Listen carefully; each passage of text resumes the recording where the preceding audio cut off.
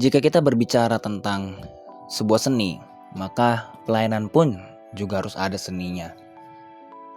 Tapi yang mau saya bahas mengenai tentang seni di sini adalah di mana setiap kita perlu sekali untuk mempunyai dua hal. Yang pertama pasti hati. Karena jikalau kita tidak mempunyai hati dalam pelayanan, maka akan sangat sulit untuk kita berkembang. Mungkin secara skill, secara teknis dan lain sebagainya kita jago. Tapi jikalau kita tidak punya hati yang sungguh-sungguh dalam Tuhan, kita malah punya pemikiran bahwa kita itu lebih berharga daripada yang lain, bahkan pelayanan yang kita layani itu lebih berharga daripada pelayanan yang lain, disitulah kejatuhan kita. Jangan sampai kita punya pemikiran seperti itu. Kita harus punya hati dalam untuk melayani Tuhan.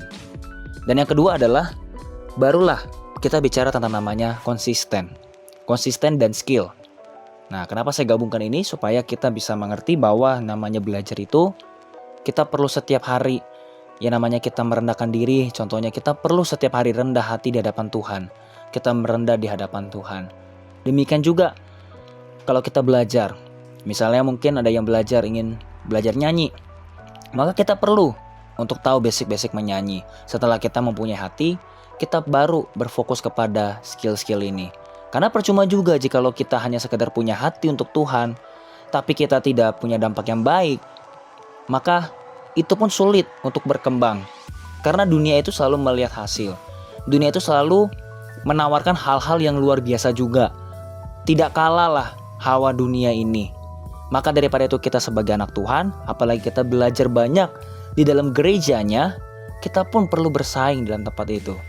Karena yang membedakan kita dengan dunia adalah kita bisa mengubah seseorang.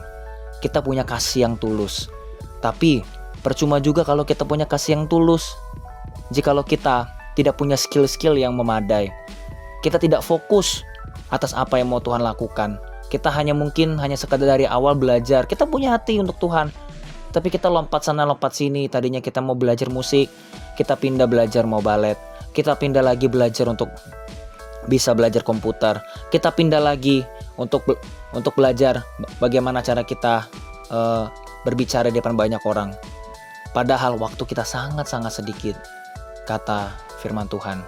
Karena umur kita paling bisa atau paling kuat itu 80 tahun. Jadi jangan sampai kita menyia-nyiakan waktu kita.